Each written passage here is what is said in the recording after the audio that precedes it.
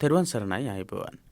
දහම් පාසල අවසාන විභාගය සඳහා පවත්වනු ලබන පන්තිමාලාව අද දවසේදී අපි කතා කරනවා බෞද්ධ සංස්කෘතිය පොතට අදාළ තුන්වෙනි දවස. තුන්වෙනි දවසේ සාකච්ඡාව තමයි අද අපි මේ කතා කරන්නට ලෑස්ති වෙන්නේ. මේට කලින් අපි දවස් දෙකක් බෞද්ධ සංස්කෘතිය පොතට අදාළව සහ ප්‍රශ්න පත්‍ර වලට අදාළව තොරතුරු සාකච්ඡා කරලා තියෙනවා. ඉතින් අද දවසේදී බලාපොරොත්තු වෙන්නේ තුන්වෙනි දවසේ විදිහට තවත් පාඩමක් සාකච්ඡා කරන්නට. ඔබ දැනටමත් දන්නවා අපි කොහොමද මේ පාඩම් නිර්මාණය වෙන්නේ, කවුද මේ පාඩම් නිර්මාණය කරන්නේ කියලා ඔබ දැනටමත් දන්නවා. ඒ නිසා පිරිවෙන දහම් පාසල අපේ YouTube නාලිකාවක් තියෙනවා. පිරිවෙන දහම් පාසල අපේ මුහුණු පොතේ Facebook කියලා කියන්නේ මුහුණු පොතේ පිටුවක් තියෙනවා, පේජ් එකක් තියෙනවා. පිරිවෙන දහම් පාසල. මෙන්න මෙහෙම තමයි අපේ නම තියෙන්නේ. ලාංඡනය මෙන්න මේ වගේ. මේ තියෙන්නේ අපේ ලාංඡනේ. ඊට පස්සේ මෙන්න මෙහෙම තමයි බලන්නට ඕන.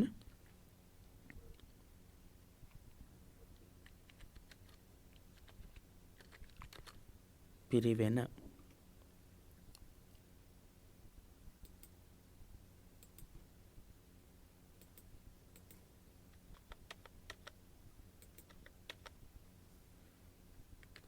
පිරිවෙන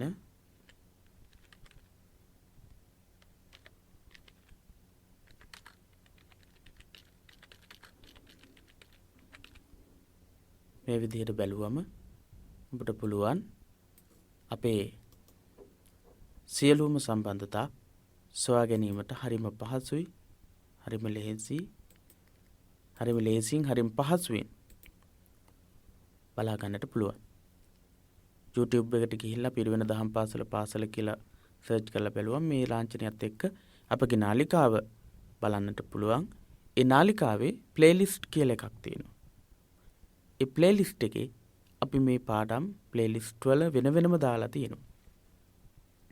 ඊට අමතරව පිරිවෙන දහම් පාසල කියන Facebook පිටුවට සහ දහම් පාසල් අවසාන විභාගයේ ලියන හැමදෙනා වෙනුවෙන්ම නිර්මාණය කරලා තියෙන දහම් පාසල් අවසාන විභාග පන්ති කමුතුව කියන සමූහයටත් ඔබට සම්බන්ධ වෙන්නට පුළුවන්. එහෙම නැත්නම් පිරිවෙන දහම් පාසල කියන අපගේ සමූහයේ ප්‍රධාන සමූහය, ඒ සමූහයටත් එකතු වෙන්නට පුළුවන්. අපි බලමු දෙවෙනි පාඩම. පැවිදි ජීවිතය ආශ්‍රිත සිරිත් විරිත්. ගොඩක් දිග පාඩමක්. මේ පාඩම ගොඩක් දිග පාඩමක්. පැවිදි ජීවිතය එක්ක සම්බන්ධ වෙච්ච සිරිත් විරිත් සහ පැවිදි ජීවිතයේ සිරිත් විරිත් ගිහියාගේ ජීවිතයට ඒකාබද්ධ වෙන්නේ කොහොමද, සම්බන්ධ වෙන්නේ කොහොමද, ගිහියාට ඒ සිරිත් විරිත් වැදගත් වෙන්නේ කොහොමද, ඇයි කියන එක ගැන තමයි මේ පාඩමේදී දිගටම විස්තර කරලා තියෙන්නේ. අද දවසේදී අපි පාඩම හඳුනා ගැනීම සහ පැවිදි කිරීමයි උපසම්පදා කිරීමයි සම්බන්ධව තියෙන සිරිත් විරිත් තමයි කතා කරන්න ලෑස්ති වෙන්නේ, සූදානම් වෙන්නේ. බෞද්ධ භික්ෂූන් වහන්සේත් බෞද්ධ ගිහියාත් එකම අරමුණ ඉටු කර ගැනීම සඳහා එකම සදාචාර මාර්ගයක ගමන් කරන දෙපිරිසක් බවට යට දක්වන ලදී.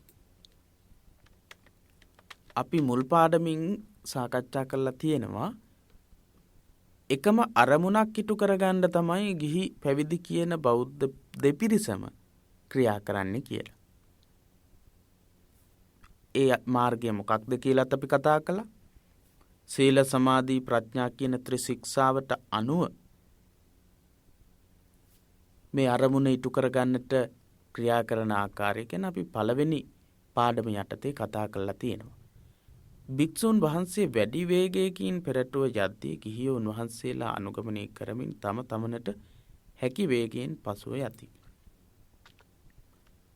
භික්ෂූන් වහන්සේ උපමා කරලා තියෙන්නේ හංසයෙකුටත් ගිහියා උපමා කරලා තියෙන මොනරෙකුටත් කියලා අපි කතා කළා. පිල්බර ගොඩක් මොනරා කියන සතා ලස්සනයි තමයි. ඒත් පිල්බර ගොඩක් දරමින් තමයි ඉදිරියට ගමන් කරන්නේ. හංසයා කියන්නේ කිසිම විදිහකින් තටු බරක් පියාපත්වල බරක් නැති සතෙක්. එහෙනම් ඒ අදහස තමයි මෙතනදී කියවෙන්නේ. භික්ෂුන් වහන්සේ වැඩි වේගයකින් පෙරටුව යද්දී භික්ෂුන් වහන්සේලා වේගයෙන් පෙරටුව ගමන් කරනවා නිවන කරා. ගිහියෝ උන්වහන්සේලා අනුගමනය කරමින් තම තමන්ට පුළුවන් වේගයෙන් තමයි ඉදිරියට ගමන් කරන්නේ. මේ දෙකම සම්බන්ධ කරන එක අපිට වැදගත්. භික්ෂුන් වහන්සේලා වැඩි වේගයකින් නිවන කරා එකම අරමුණක් වෙච්ච නිවන කරා ගමන් කරනවා. ගිහියෝ ඒ මාර්ගයේම අඩු වේගයකින් ඒ අයට හැකි ආකාරයෙන් ගිහි සම්බාධක සහිතව ගිහි බැඳීම් එක්ක ඉදිරියට ගමන් කරනවා. ගිහියා ආදර්ශයට ගන්නේ පැවිදි ජීවිතයේ බැවින් මෙහිදී පළමු කොට පැවිදි ජීවිතයේ ආශ්‍රිත සිරිත් විරිත් විමසා බැලීම වටී. ගිහියා සම්පූර්ණ ආදර්ශයට ගන්නේ භික්ෂුන් වහන්සේලාගේ ආදර්ශය. ගිහියන් ආහාර පාන ගැනීම, ඇඳුම් පැළඳුම් ඇඳීම, ගේ දොර පිරිසිදුව තබා ගැනීම, වතාවත් සිදු කිරීම, මේ හැම සිරිත් විරිත්ම පුරුදු වෙන්නේ භික්ෂුන් වහන්සේලා ආදර්ශයට අරගෙන. භික්ෂුන් වහන්සේව තමයි ආදර්ශයට ගන්න. විහාරස්ථානයේ තමයි ආදර්ශයට ගන්න. ඒ නිසා පළවෙනියටම අපිට දැනගන්න වෙනවා පැවිදි චාරිත්‍ර මොනවද කියලා. පැවිදි චාරිත්‍ර ගැන මොනවද කියලා දැනගනිමු. ඊට පස්සේ අපි මේ පැවිදි චාරිත්‍ර ගිහියාගේ ජීවිතයත් එක්ක ඒකාබද්ධ වෙන්නේ කොහොමද කියලා කතා කරන්නට පුළුවන්, සාකච්ඡා කරන්නට පුළුවන්කම තියෙනවා. පහුගිය වර්ෂවලදී මේ ගිහි පැවිදි චාරිත්‍ර වලින් ප්‍රශ්න නිර්මාණය වෙලා තියෙනවා. ඒ නිසා අපි බලමු. එසේම පැවිදි ජීවිතයේ චාරිත්‍ර වාරිත්‍ර වලට අනුරූපව ගිහි ජීවිතය සිරිත් විරිත් ගොඩනැගී ඇති අවස්ථා කවරේදැයි විමසා බැලීම ඉදිරියේදී සිදු කෙරේ. ඉදිරියේදී පැවිදි ජීවිතයේ ආදර්ශයට අරගෙන නිර්මාණය කරගත්ත ගිහි ජීවිතයේ තියෙන සිරිත් විරිත් මොනවද කියලාත් ඉදිරියේදී කතා කරනවා. එබැවින් මෙම පරිච්ඡේදයේදී පැවිදි චාරිත්‍ර වාරිත්‍ර වලින් ආభాසය ලැබූ ගිහි සිරිත් විරිත්ද ඉඩ ලැබෙන පරිදි සාකච්ඡාවට භාජනය කරනු ලැබේ. ඉඩ ලැබෙන විදිහට සාකච්ඡා කරනවා මේ පරිච්ඡේදයේදී ගිහියාගේ සිරිත්, පැවිද්දාගේ සිරිත් විරිත්, එහෙම නැත්නම් භික්ෂුන් වහන්සේගේ පරමාදර්ශී සිරිත් විරිත් ගිහි ජීවිතයට ඒකාබද්ධ කරගෙන තියෙන්නේ කොහොමද කියලා. දහම්පසල් අවසාන බෞද්ධ සංස්කෘතිය පොතේ ඊළඟට තියෙන අනුමාතෘකාව දිහා බලන්න, මාතෘකාවට අවධානය යොමු කරන්න. බෞද්ධ භික්ෂුව කියන අනුමාතෘකාව තියෙන්නේ. කවුද මේ බෞද්ධ භික්ෂුන් වහන්සේ කියන්නේ? ඊට කලින් පාඩමේදී ගිහි පැවිදි වෙනස අපි කතා කරලා තියෙනවා. නැවත වතාවක් මෙතනදී බෞද්ධ භික්ෂුව කියන්නේ කවුද කියන එක ගැන අපිට යම් අදහසක්, යම් තොරතුරක් දැන ගැනීම සඳහා මෙතනදී පැහැදිලි කිරීමක් තියෙනවා. පැවිදි සිරිත් විරිත් කවරේදැයි විමසීමට පළමු බෞද්ධ භික්ෂුව යනු කවුරුදැයි හඳුනා ගැනීම වටී. පැවිදි සිරිත් විරිත් ගැන කතා කරන්න කලින් අපි ඇත්තටම බෞද්ධ භික්ෂුව කියන්නේ කවුද කියලා මේ වෙද්දිත් ඔබ යම් දුරකට දැනගෙන තියෙනවා.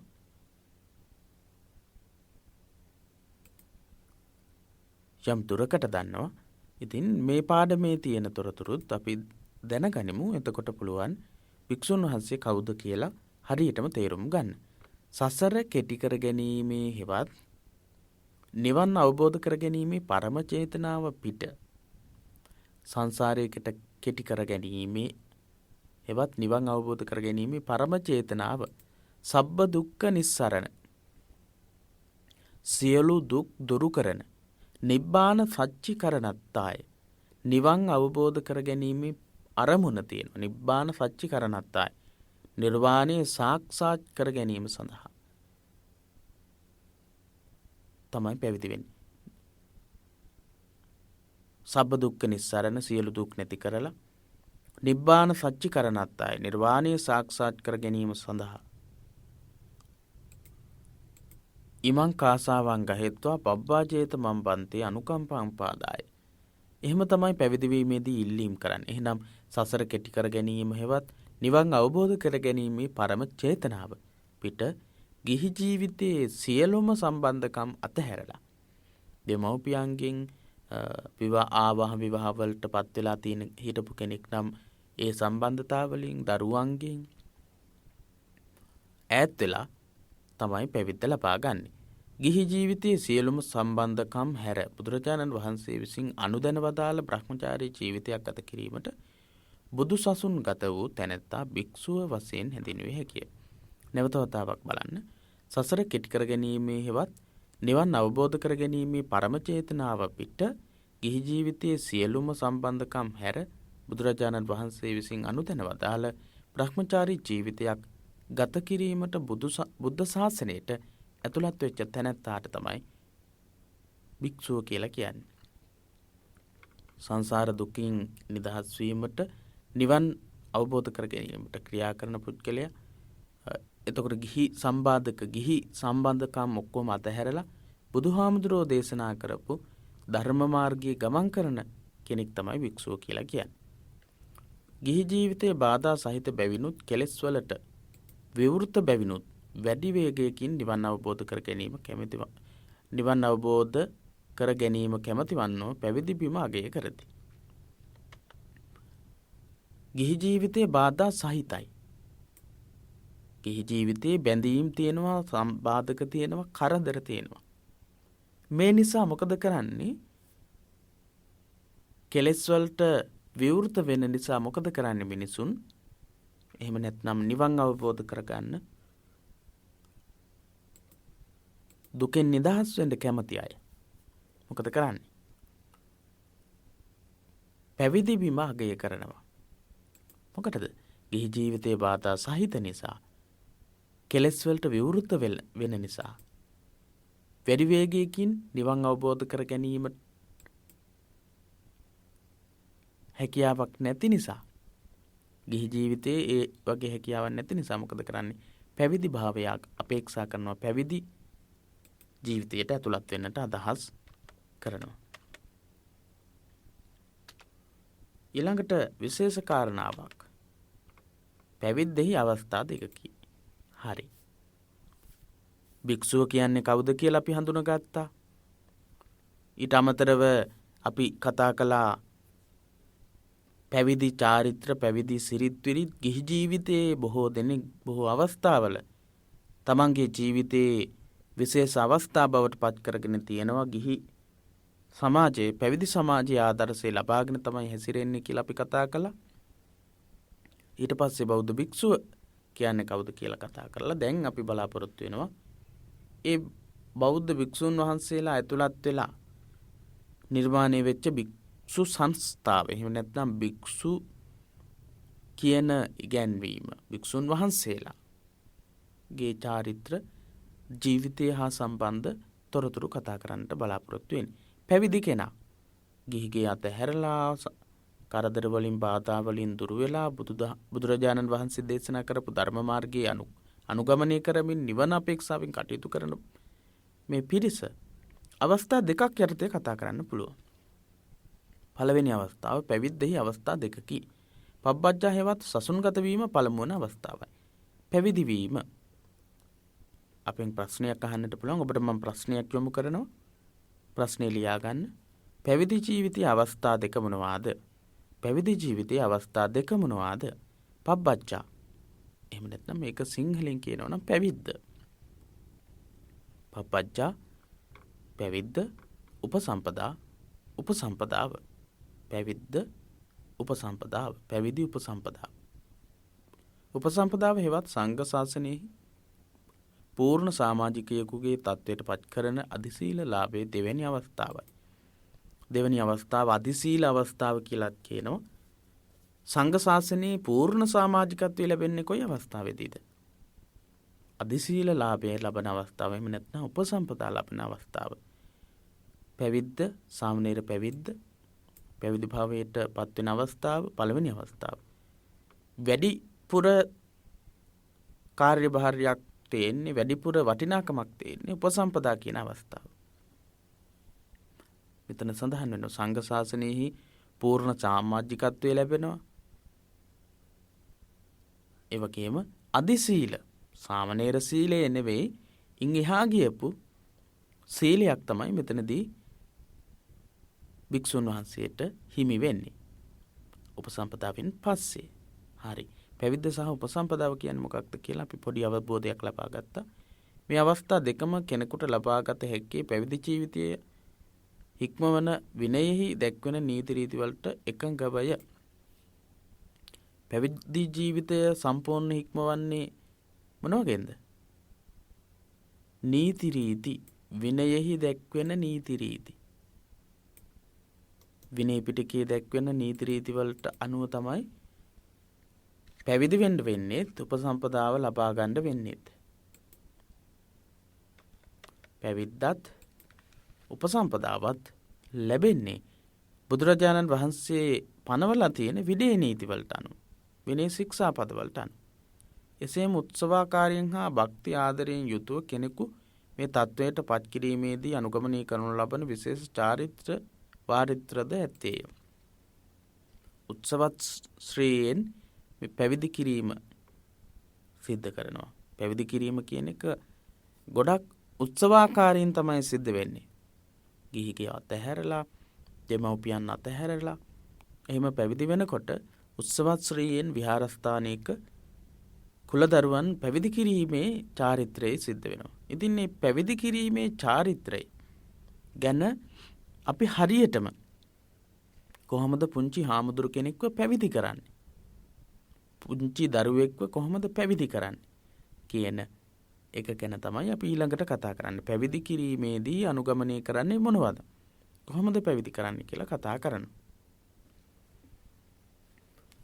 දෙකේ එක කියලා තමයි පොතේ සඳහන් වෙන්නේ. දෙකේ එක පැවිදි බිමට ඇතුළත් වීමේ හා උපසම්පදා චාරිත්‍ර. පැවිදි බිමට ඇතුළත් කිරීමේ සහ උපසම්පදා චාරිත්‍ර මොනවද කියලා. පළවෙනියටම අපි කතා කරනවා පැවිදි බිමට ඇතුළත් වීමේ චාරිත්‍ර. පබ්බච්චා එවත් පැවිදි කිරීම තමයි පළවෙනි අවස්ථාව කියලා කිව්වේ පැවිදි ජීවිතේ. ඒ පළවෙනි අවස්ථාවට කොහොමද පත් කරන්නේ? අපි බලමු. දෙමව්පියන්ගේ අනුමැතිය ලද 7 අවුරුදු විය ඉක්ම වූ පිරිමි දරුවෙකුට පැවිදි බිමට ඇතුළත් විය හැකිය. අවුරුදු 7ක් ඉක්මලා තියෙන්නට ඕන. අවුරුදු 7ක්. 7 අවුරුදු විය ඉක්ම වූ. මේ 7 අවුරුදු කියන පැනවීම පස්සේ කාලයේදී බුදුරජාණන් වහන්සේ සංශෝධනය කරලා තියෙනවා. බුදුරජාණන් වහන්සේ දේශනා කරනවා හාමුදුරුවන් වහන්සේ පිණ්ඩපාතේ වඩිනකොට පාත්‍රයට වහන්න කපුටෙක් එනවනම් ඒ කපුට එලව ගන්නට පුළුවන් ප්‍රමාණයේ ශක්තියක් තියෙනවා නම් ඒ කුල දරුවාව පැවිදි කරන්නට පුළුවන් කියලා විනය නීතිය සංශෝධනය වෙලා තියෙනවා. දැනට මතක තියාගන්න අවුරුදු 7ක් ඉක්මලා ගියාට පස්සේ පිරිමි දරුවෙකු පැවිදි කරන්නට පුළුවන්. ඔබ සමහර විට කල්පනා කරાવી වර්තමානයේ වෙනකොට හාමුදුරුවෝ පුංචි හාමුදුරුවෝ විහාරස්ථානවල වැඩ ඉන්නව නේද කියලා. ඔව්. ඒක එහෙම වෙලා තියෙන්නේ අපි අර සඳහන් කරපු විදිහට 7 අවුරුදු කියන පැනවීම පස්සේ කාලයේදී සංශෝධනය වෙලා තියෙනවා. ඒ නිසා තමයි සමහර තැන්වල පුංචි හාමුදුරුවෝ පැවිදි වෙලාත් ඉන්නවා. එහෙත් විරූපී පුද්ගලයන්ට සංඝ සසුනට ඇතුළු වීමට ඉඩක් නැත. විරූපී පුද්ගලයන්ට, අංග විකලත්වයන් වලට පත්වෙච්ච අයට ශාසනයට ඇතුළත් වෙන්න බෑ, පැවිදි කරන්නේ නැහැ. දරුවෙකු ශාසනයට පූජා කිරීමට ලැබීම ඉතා උසස් පින්කමක් වශයෙන්ද සලකනු ලැබේ. දරුවෙක්ව ශාසනයට පූජා කරන්න ලැබෙන එක උසස්ම උතුම්ම පින්කමක් විදිහට තමයි ගොඩක් දෙනෙක් විශ්වාස කරන්නේ. සාමාන්‍ය විවහාරය අපි පාවිච්චි කරන විදිහට 4 වර්ගයක් නිවන් දකින්නවා කියන විශ්වාසය.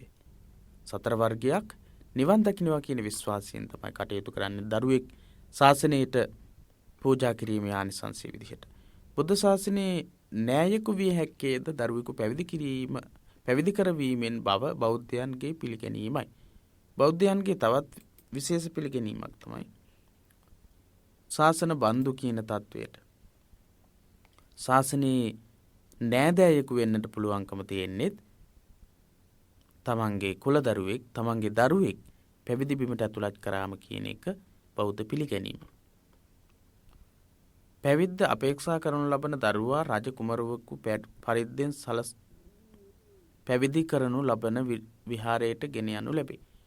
පැවිද්ද අපේක්ෂා කරනු ලබන දරුවා රජ කුමරුවෙකු පරිද්දෙන් සරසා පැවිද්ද අපේක්ෂා කරන දරුවව රජකුමාරයෙක් වගේ මුල් ඇඳුම් අන්දලා පැවිදි කරනු තැනට අරගෙන යනවා. මුල් ඇඳුම් අන්දලා රාජකුමාරයෙක් විදිහට සරසලා. වර්තමානයේ නම් සමහර වෙලාවට සුදු රෙදි සුදු වස්ත්‍ර ඇඳවීම තමයි දකින්නට පුළුවන්කම තියෙන. උපසම්පදා අවස්ථාවේදී මුල් ඇඳුම් අඳිනවා අපිට දකින්නට පුළුවන්. සුදු රෙදි අන්දලා සුදු වස්ත්‍ර අන්දවලා තමයි එකතු කරගෙන යන්නේ. අබිනිෂ්ක්‍රමණය කරනු ලබන ගිහි ජීවිතයේ සමෘද්ධිය හා ලාභ ප්‍රයෝජන සංකේතවත් කිරීමත් මේ රාජකුමාරියෙක් විදිහට සරසලා විහාරස්ථානෙට එකතු කරගෙන යන්නේ සිදුහත් කුමරුගේ අබිනිෂ්ක්‍රමණය සිහිගැන්වීම සඳහා සහ ගිහි ජීවිතයේ තමන්ට තිබුණු සමෘද්ධිය සහ ලාභ ප්‍රයෝජන සංකේතවත් කරන්නට තමයි ඒ විදිහට මුල් ඇඳුම් අන්දලා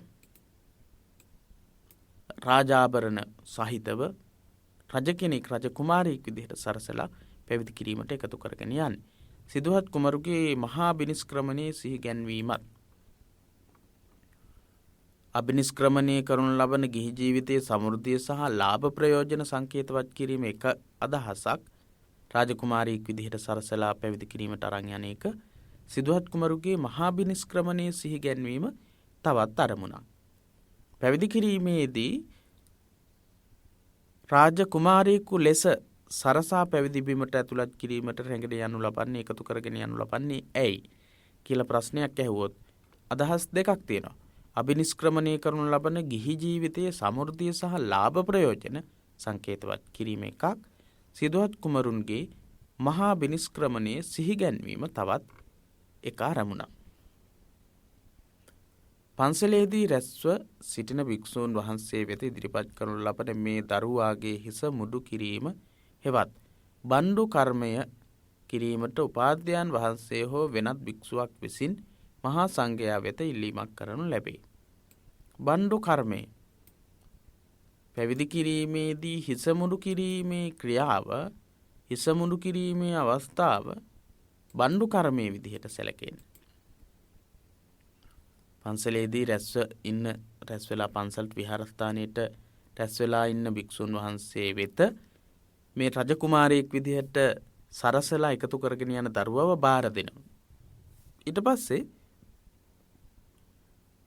මේ දරුවාගේ හිස මුඩු කිරීමේ ක්‍රියාව පළවෙනියටම කරන්නට ඕන.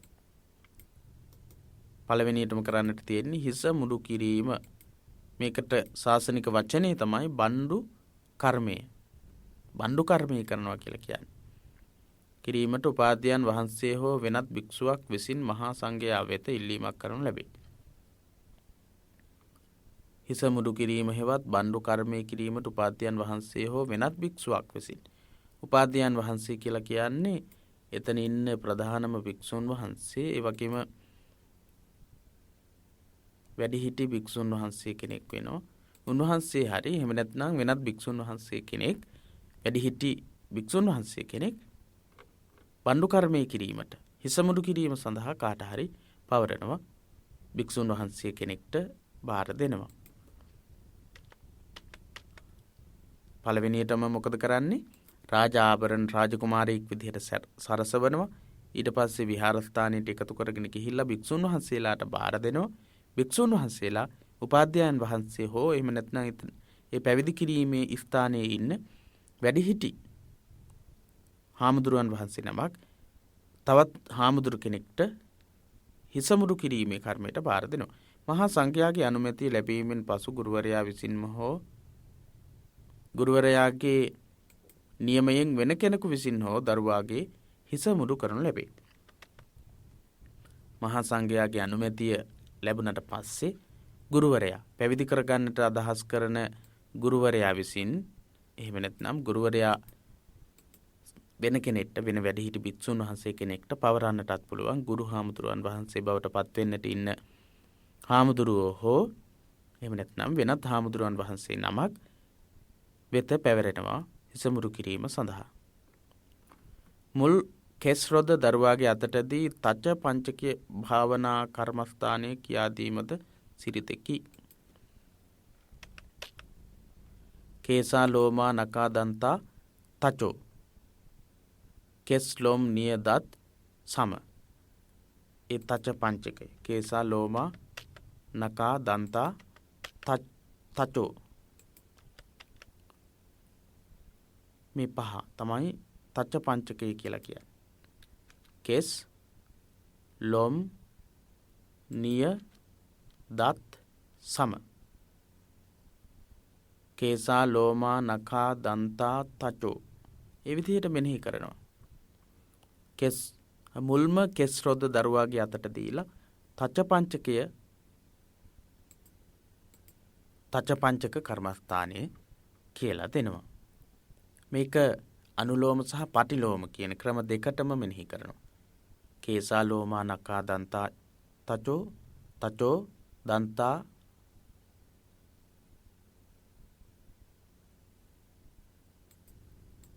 මෙන්න මේ විදිහට කේසා ලෝමා නඛා දන්තා තචෝ දන්තා නඛා ලෝමා කේසා.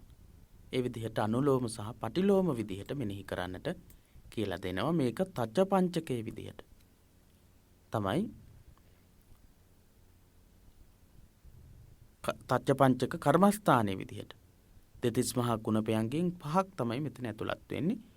අපෙන් විභාගයේදී අහන්නට පුළුවන් පැවිදි කිරීමේ චාරිත්‍රයේදී පැවිදි කරන කුලදරුවාගේ හිස මුඩු කිරීමේදී කියා දෙන්නා වූ තච්ච පංචකේ නම් කරන්නට කියලා. මොකක්ද? කේසා ලෝමා නඛා දන්තා තචෝ කෙස් ලොම් නියදත් සම කියන පහ.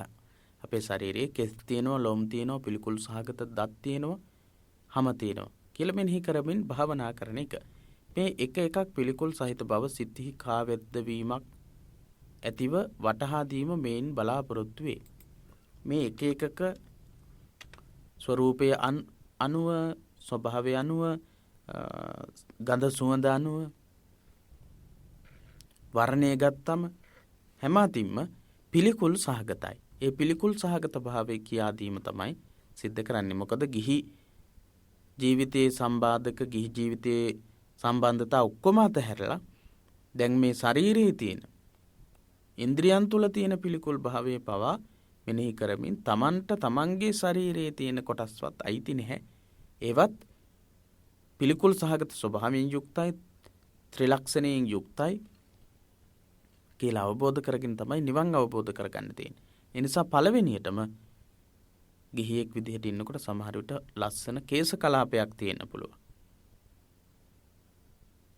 ලස්සන ශරීරයක් තියෙන්නට පුළුවන්.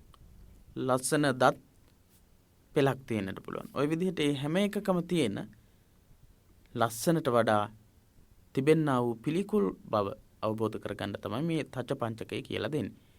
ඉක්බිතිව හොඳින් කුණු උලා නාවනු ලබන දරුවා සුදු වතින් හා උතුරු සළුවෙන් සරසනු ලැබේ.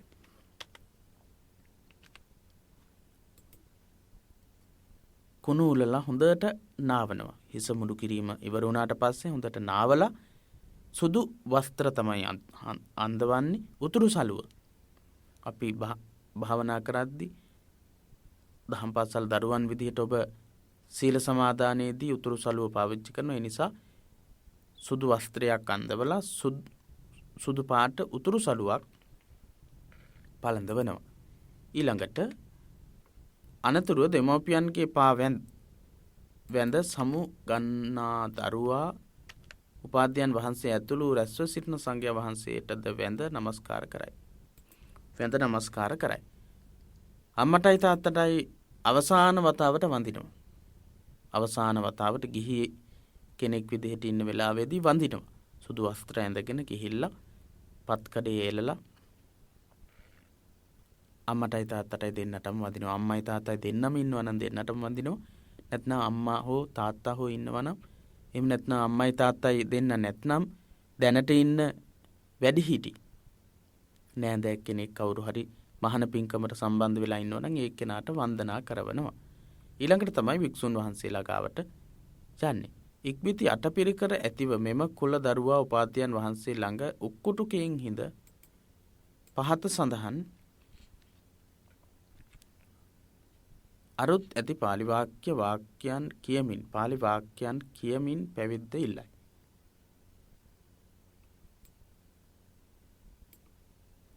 පාලි වාක්‍යයන් කියමින් පැවිද්ද ඉල්ලයි. කොහොමද? ඕකාස අහම්බන්තේ අවසරයි ස්වාමීනි. පබ්බජ්ජං යාචාමි. ඕකාස අහම්බන්තේ පබ්බජ්ජං යාචාමි. අවසරයි ස්වාමීනි පැවිද්ද ඉල්ලමි. දෙවැනි වරටත් මෙසේ මම පැවිද්ද ඉල්ලමි. මෙසේ පැවිද්ද ඉල්ලනවා. ဒုတိယම්පි ඕකාස අහම්බන්තේ පබ්බජ්ජං යාචාමි. තතියම්පි අහම්බන්තේ පබ්බජ්ජං යාචාමි. මේ විදිහට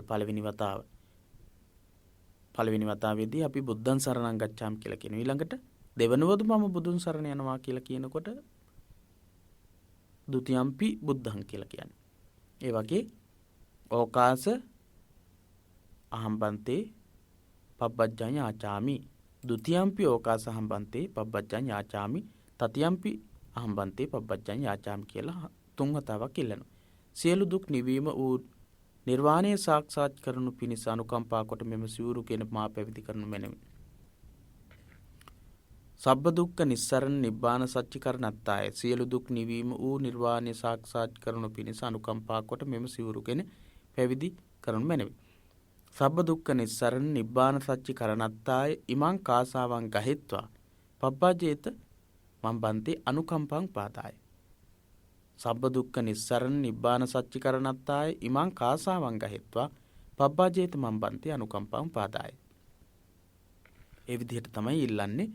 සියලු දුක් නිවීම වූ නිර්වාණය සාක්ෂාත් කරනු පිණිස අනුකම්පා කොට මෙම සිවුරුගෙන මා පැවිදි කරනු මැනවි කියලා තමයි මේ විදිහට ඉල්ලීම් කරන්නේ. එහෙම ඉල්ලීම් කරාම යනුවෙන් නැවත තෙවරක් කියයි. පළවෙනි ဒုတိယ යම්පි සබ්බ දුක්ඛ නිස්සරණ නිබ්බාන සච්චි කරණත්තාය ඉමං කාසාවං ගහෙත්වා පබ්බජේත මම්බන්තේ අනුකම්පං පාද. තතියම්පි සබ්බ දුක්ඛ නිස්සරණ නිබ්බාන සච්චි කරණත්තාය ඉමං කාසාවං ගහෙත්වා පබ්බජේත මම්බන්තේ අනුකම්පං පාදාය කියලා පළවෙනි වතාව, දෙවෙනි වතාව සහ තුන්වෙනි වතාව ප්‍රකාශයට පත් කරනවා. ඒ විදිහට පැවිද්ද ඉල්ලුවාට පස්සේ පළවෙනි වතාව, දෙවෙනි වතාව සහ තුන්වෙනි වතාව පැවිද්ද ඉල්ලුවාට පස්සේ මෙසේ තෙවරක් කියා පැවිද්ද ඉල්ලූ පසු පැවිද්ද බලාපොරොත්තු වන කුමරුවාට සිවුරු පෙරවීම කරනු ලැබේ. ඊට පස්සේ සිවුරු පෙරවනවා. පැවිද්ද ඉල්ලුවාට පස්සේ තුන් වතාවක්ම භික්ෂුන් වහන්සේ ඉදිරියේ උක්කුටුකෙන් ඉඳගෙන සිවුරු හඳිද්දී ඊට පස්සේ තමයි සිවුරු අඳවන්නේ. එහෙම සිවුරු අඳවනකොට පොරවද්දී චීවර ප්‍රතිවේක්ෂාව කළ යුතුයි.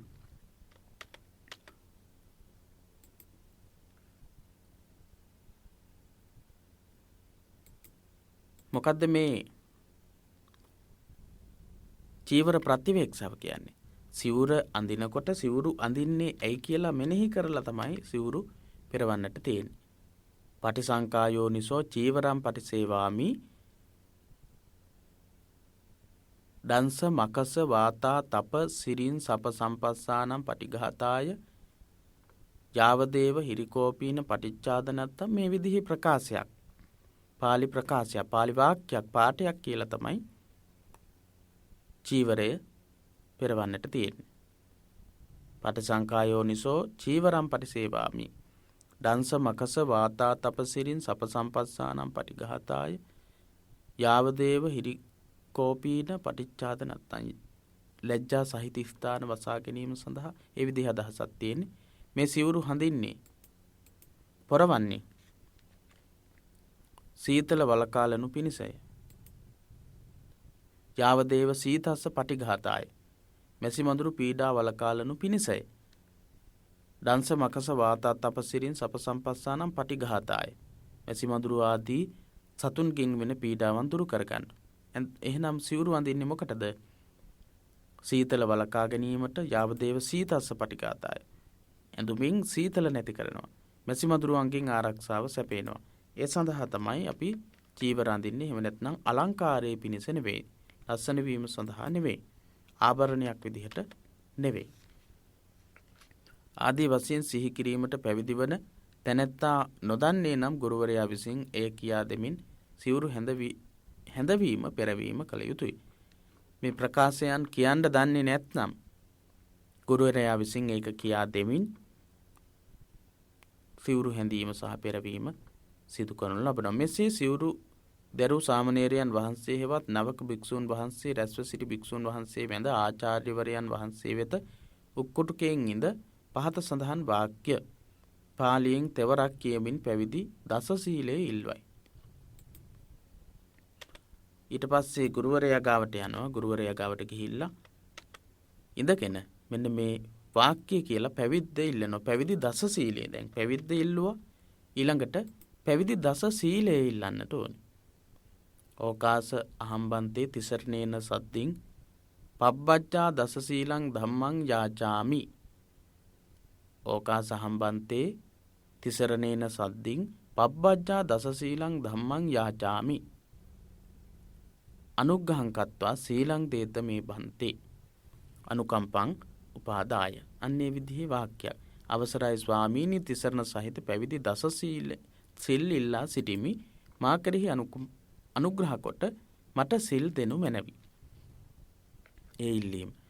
ඕකාස හම්බන්තේ තිසරණේන සතින් පබ්බජ්ජා දස සීලං ධම්මං යාචාමි. පැවිදි දස සීල ධර්මය ඉල්ලා සිටිමි කියලා. පැවිදි දස සීලය සහ ගිහි දස සීලය කියලා දෙකක් තියෙනවා. පබ්බජ්ජා දස සීලං පැවිදි දස සීලය තමයි ඉල්ලන්නේ. මා කෙරෙහි අනුග්‍රහ කොට අනුකම්පාව පාදාය පබ්බජේත මම් පන්ති අනුකම්පාව පාදාය. ඒ විදිහට ඉල්ලා සිටිනවා. මේ පිළිගන්න ආචාර්යන් වහන්සේ සාමණේරයන් තිසරණ සහිත පැවිදි දස සීලෙහි පිහිටවයි. තිසරණ සහිත පැවිදි දස සීලෙහි පිහිටවනවා.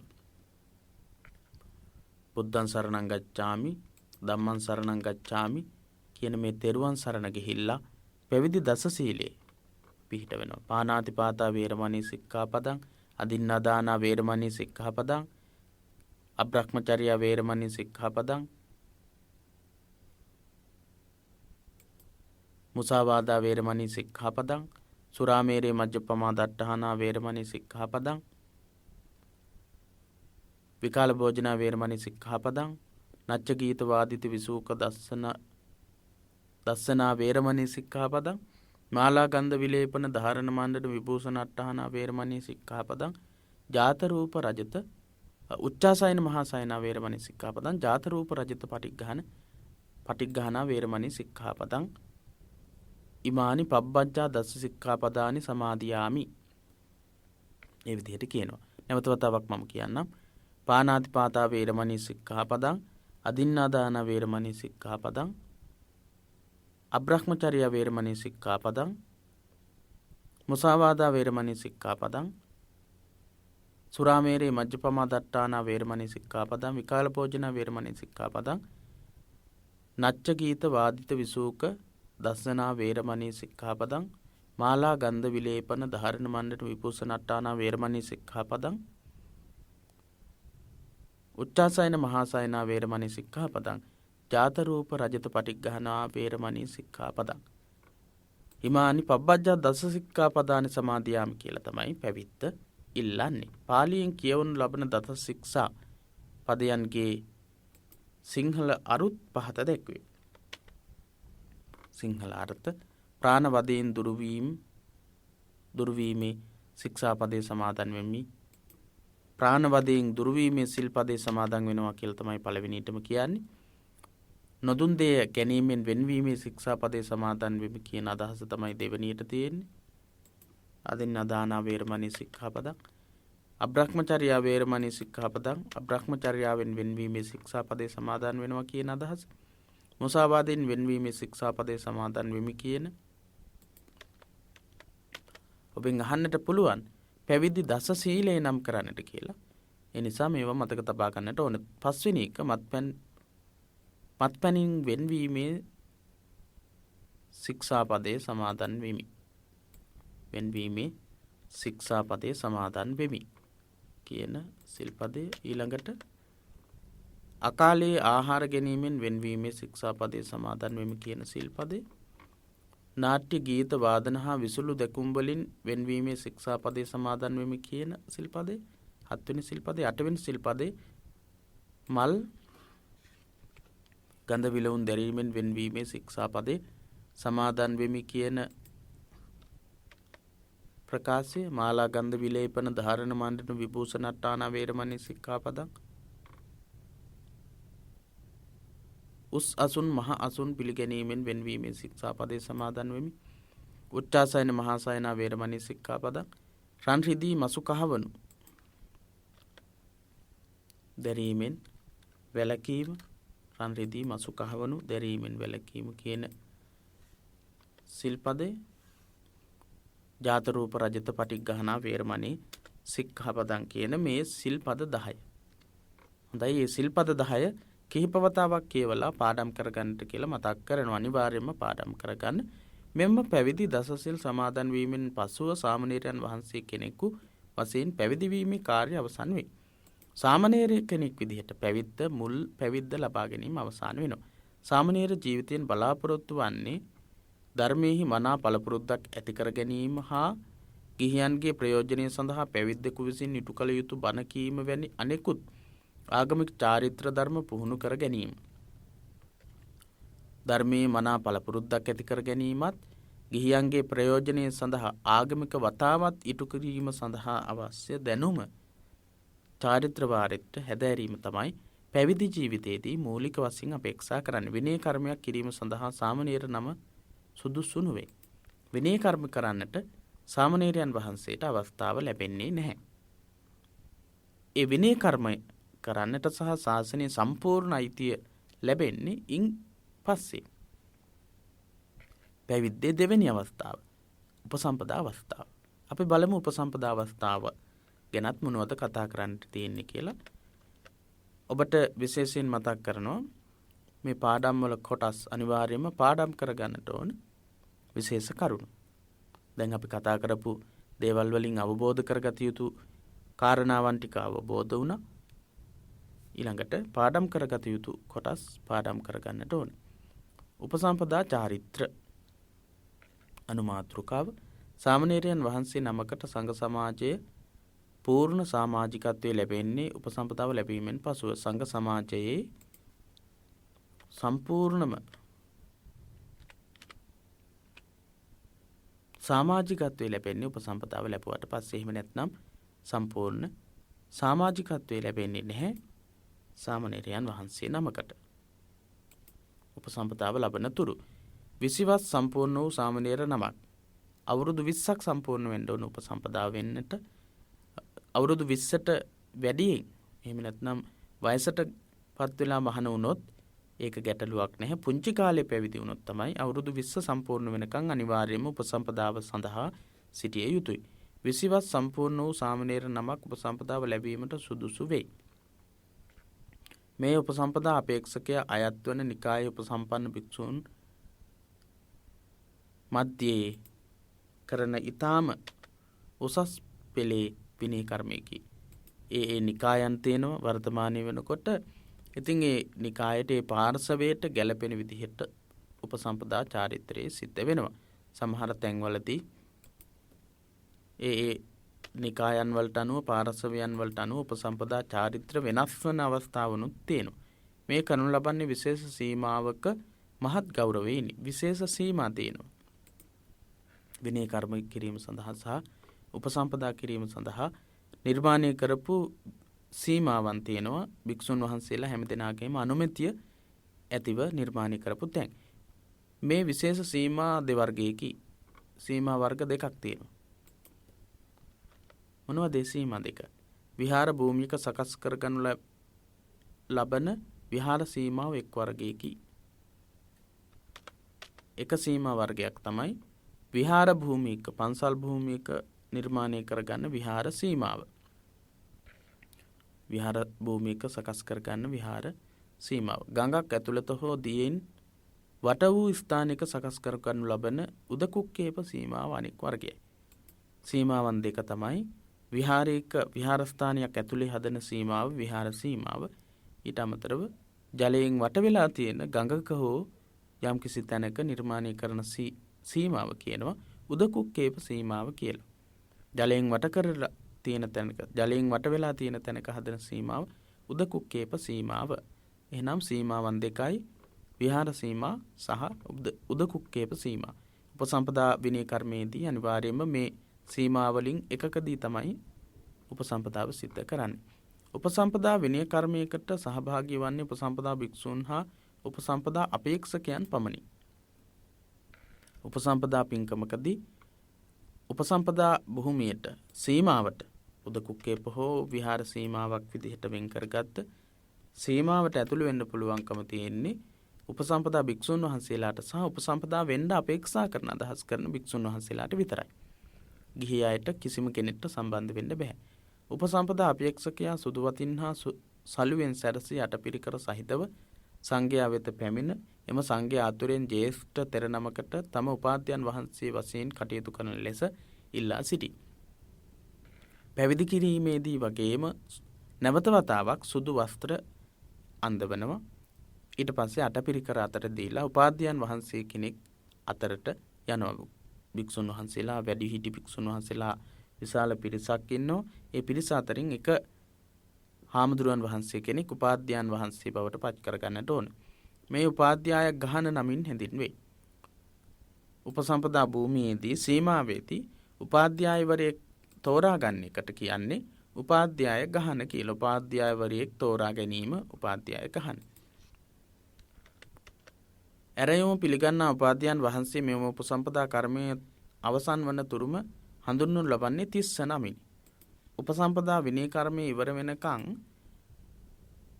30 කියන නමින් තමයි ඒ උපාධ්‍යායවරයා හඳුන්වන්නේ. 30 කියන නමින්. උපසම්පදා අපේක්ෂකයා හඳුන්වන්නේ නාග නමිනි. උපසම්පදා අපේක්ෂකයාව හඳුන්වන්නේ මොන නමින්ද? නාග කියන නමින්. නාග. උපාධ්‍යායවරයා 30 කියන නමින් හඳුන්වනවා. උපසම්පදා භූමියේදී සීමාවේදී උපසම්පදා අපේක්ෂකයා නාග කියන නමින් තමයි හඳුන්වන්නේ. එක්බිති කර්මාචාර්ය නමින් හැඳින්වෙන භික්ෂුවක් ගඟට නාගට උපදෙස් දීම සඳහා මහා සංඝයාගෙන් අවසර පතයි. ඊට පස්සේ කම්මාචාර්ය කර්ම වාක්‍යයන් ප්‍රකාශ කරන කර්මාචාර්යවරයා කර්මාචාර්යයන් වහන්සේ අවසර ගන්නවා. භික්ෂුවට ඒ උපසම්පදා අපේක්ෂාවෙන් ඉන්න නාගට උපදෙස් දීම සඳහා අනිත් භික්ෂුන් වහන්සේලාගෙන් අවසර ගන්නවා. එම අවසරයේ ලදපසු නාග මහා සංඝයාගෙන් ඉවත් කොට අටපිරිකර හඳුන්වා දී. ඊට පස්සේ මහා සංඝරත්නයෙන් නාගව එළියට එකතු කරගෙන යනවා. වෙන තැනකට එකතු කරගෙන යනවා. අටපිරිකරත් එක්ක අරගෙන ගිහිල්ලා අටපිරිකර හඳුන්වලා දෙනවා. අටපිරිකරේ තියෙන්නේ මොනවද කියලා. තනිපට සිවුර, දෙපට සිවුර, අඳන සිවුර කියන 3 සිවුර අටපිරිකරේ තියෙනවා. ඉදි කට්ටක් තියෙනවා. ඊට පස්සේ නූල් බෝල තියෙනවා. බඳ පටිය තියෙනවා. බඳ පටියක් තියෙනවා. පෙරහන් කඩයක් තියෙනවා. පාත්‍රයක් තියෙනවා. නැවත වතාවක් මම කියන්නම්. අටපිරිකරේ තියෙන දේවල් 3 සිවුර තියෙනවා. 3 සිවුර කියන්නේ දෙපට සිවුර, තනිපට සිවුර, අඳන සිවුර. ඒ ටික ඊට පස්සේ පාත්‍රය තියෙනවා. පෙරහන් කඩයක් තියෙනවා. ඉදිකටු තියෙනවා. නූල් බෝල තියෙනවා. දැලිපිහියක් තියෙනවා. ඒවා තමයි අටපිරිකරේ තියෙන්නේ. සංඝයා ඉදිරියේ අන්තරායික ධර්ම නැමැති ප්‍රශ්නවලට පිළිතුරු දෙන ආකාරයේ කම්මාචාර්ය විසින් කියා දෙනු ලැබේ.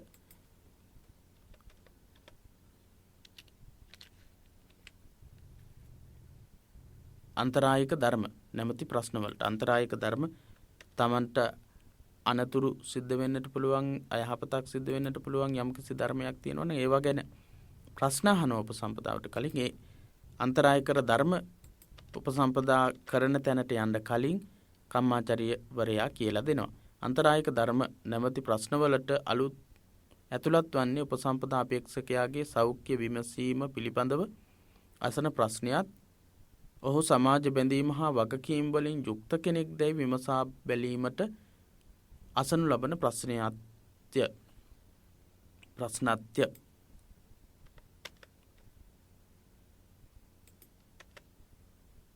උපසම්පදා අපේක්ෂකයාගේ සෞඛ්‍ය තත්ත්වයේ විමසන ප්‍රශ්න තියෙනවා සහ ගිහි බැඳීම් එක්ක ඒ උපසම්පදා අපේක්ෂකයා ගිහි බැඳීම් එක්ක සම්බන්ධයිද කියලා දැනගන්නට අහන ප්‍රශ්නත් අන්තර්ගත වෙනවා. නැවත වරක් නාග මහා සංඝයා වෙත කැඳවනු ලැබේ. නැවත වතාවක් නාගව මහා සංඝරත්නය වෙත කැඳවාගෙන එනවා. නාග චාරිත්‍රානුකූලව මහා සංඝයාගේ පාවැඳ ඇඳිලි බැඳ උක්කුටුකයෙන් ඉඳගෙන මෙන්න මෙහෙම ප්‍රකාශ කරනවා. සංඝයාගෙන් උපසම්පදාව ඉල්ලමි. ස්වාමීනි, සංඝයාගෙන් උපසම්පදාව ඉල්ලමි. අනුකම්පා කොට මා සාමණේර භාවයෙන් මුදවා. සාමණේර කියන තත්වයෙන් මුදවලා උපසම්පදා භාවය ලබා දෙන්නට කියන ඉල්ලීම කරනවා. ස්වාමීනි, සංඝයාගේ උපසම්පදාව ඉල්ලමි. සංඝයාගෙන් උපසම්පදාව ඉල්ලමි. අනුකම්පා කරලා මගේ සාමණේර භාවයෙන් මුදවලා උපසම්පදා භාවයෙහි පිහිටවන්නට කියන ඉල්ලීම කරනවා. ඊට පස්සේ කම්මාචාරීන් වහන්සේ නාගයන්ගෙන් අන්තරායික ධර්ම පිළිබඳ ප්‍රශ්න ඇසීමට මහා සංඝයාගෙන් අවසර ඉල්ලනවා. නාගගෙන් ප්‍රශ්න අහනවා අන්තරායික ධර්ම ගැන. කම්මාචාරීවරයා තමයි ඒ ගැන ප්‍රශ්න අහන්නේ. මහා සංඝරත්නයෙන් අවසර අරගෙන තමයි කම්මාචාරීවරයා මේ ප්‍රශ්න අහන්නේ. නාගගේ පිළිතුරු වලින් නාග පිළිතුරු දෙනකොට මහා සංඝයා සෑහීමට පත් වුණොත් උපසම්පදා කර්මයට අනුමැතිය ලැබෙනවා. උපසම්පදාව ලබා දෙනවා. ඉක්බිති මහා සංඝයා වහන්සේ විසින් මේ නම ඇති උපාධ්‍යයන් වහන්සේට මේ නම තියෙන උපාධ්‍යයන් වහන්සේට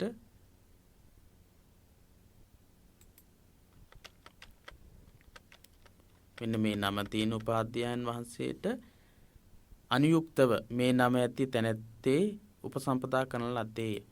මේ නම තියෙන උපාධ්‍යායවරයා යටතේ මේ සාමණේරයන් වහන්සේ උපසම්පදාවට පත් කළා කියන ප්‍රකාශයේ සහිතව උපසම්පදාව ලබා දෙනවා. යන කර්ම වාක්‍ය කියවන ලදුව උපසම්පදා කර්මය අවසන් වේ. අවසානයේදී ඒ ප්‍රශ්න ඇහුවට පස්සේ උපසම්පදාව ලැබෙනවා. උපසම්පදා ලබා දීලා උපසම්පදා විනය කර්මය අවසන් කරනවා. උපසම්පදා ලැබූ භික්ෂුව විනය කර්මවලට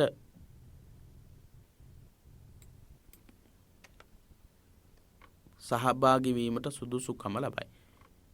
ඒ උපසම්පදාව ලැබුණට පස්සේ තමයි විනය කර්ම කිරීමට අවස්ථාව ලැබෙන්නේ. එතකන් විනය කර්ම වලට සම්බන්ධ වෙන්නට බැහැ සාමණේරයන් වහන්සේලා. උපසම්පන්න භික්ෂුවක් කෙරෙහි බලපාන ආචාර ධර්ම පද්ධති භික්ෂු ප්‍රාතිමෝක්ෂය නමින් හැඳින්වෙයි. භික්ෂුන් වහන්සේලා සඳහා ශික්ෂාපද පනවලා තියෙන ආචාර ධර්ම පද්ධතිය ප්‍රාතිමෝක්ෂය කියලා තමයි හඳුන්වන්නේ. භික්ෂුන් වහන්සේලා අනුගමනය කළ යුතු චාරිත්‍ර සියල්ලක්ම ඇතුළත් වෙන කොටසට කියන්නේ ප්‍රාතිමෝක්ෂය කියලා. ථේරවාද භික්ෂු ප්‍රාතිමෝක්ෂය ශික්ෂාපද තියෙනවා 227ක්. 220යි අධිකරණ සමත කියලා කොටසක් තියෙනවා. ඒවත් එක්ක 227යි. ප්‍රාතිමෝක්ෂය කියන කොටසෙන් තමයි ආචාර ධර්ම පද්ධතිය සම්පූර්ණ ඇතුළත් වෙන්නේ. 227ක් ශික්ෂාපද තියෙනවා. 227ක් ශික්ෂාපද තියෙනවා. ථේරවාදී භික්ෂු ප්‍රාතිමෝක්ෂයේ භික්ෂුන් වහන්සේලාට පනවලා. ඒ ශික්ෂාපදවලට අනුව තමයි උපසම්පදා භික්ෂුන් වහන්සේ නමක් විසින් උපසම්පදාව ලබා දීමෙන් අනතුරුව සම්පූර්ණ ක්‍රියා කරන්නට ඕන. එහෙනම් ඔබට මේ අපි කතා කරපු කාරණාවන් පිළිබඳව හොඳ වැටහීමක් ඇති වෙන්නට ඇති කියලා අපි විශ්වාස කරනවා. උපසම්පදා කිරීමේදී මොනවද අනුගමනය කරන්නට තියෙන්නේ, අනුගමනය කරන්න කියලා සහ උපසම්පදාව සහ පැවිද්ද කියන්නේ මොකක්ද කියලා අපි හොඳින් කතා කළා. මෙතනදී අනිවාර්යයෙන්ම උපසම්පදාව කියන්නේ මොකක්ද කියලා සහ පැවිද්ද කියන්නේ මොකක්ද කියලා කියන්නට විස්තර කරලා ලියන්නට අපිට හැකියාව තියෙන්නට ඕනි. ඊට අමතරව උපසම්පදාව සහ පැවිද්ද සම්බන්ධව කෙටි කරුණු උපාධ්‍යයන් වහන්සේ සීමාවේදී හඳුන්වන නම සහ නාග එහෙම නැත්නම් උපසම්පදා අපේක්ෂකයා හඳුන්වපු නම අපෙන් අහන්න පුළුවන්. ඊළඟට අපෙන් අහන්නට පුළුවන් පැවිද්දේ අවස්ථාවන් දෙක මොනවද කියලා. පැවිද්ද සහ උපසම්පදාව. පැවිදි ජීවිතයේ අවස්ථා දෙක පැවිද්ද උපසම්පදාව කියලා. මූලික පැවිද්දේදී ලබා දෙන පැවිදි දස සීලේ තචපංචකේ මොකක්ද කියලා අපෙන් අහන්න පුළුවන්. ඒ වගේ ප්‍රශ්න කිහිපයක් අහන්නට පුළුවන්. මේ සතියේදී බෞද්ධ සංස්කෘතියට අදාළව ඒ කරුණු ටික හොඳින් මතක තබා ගන්නට උත්සාහ කරන්න. එහෙනම් අපි ඊළඟ දවසේදී ඊළඟ සඳුදා දවසේදී බුද්ධ චරිතය පාඩම එක්ක සම්බන්ධ වීමේ බලාපොරොත්තුවෙන් පිරිවෙන දහම් පාසල අපේ සම්බන්ධතා සියල්ලකින්ම YouTube නාලිකාව, Facebook page එක පිටුව, දහම් පාසල අවසාන විභාග පන්ති එකමුතු අපේ සමූහය මේ සම්බන්ධතා හැම එකකින්ම අද දවසට සමුගන්නවා. ඔබට තෙරුවන් සරණ ප්‍රාර්ථනා කරමින්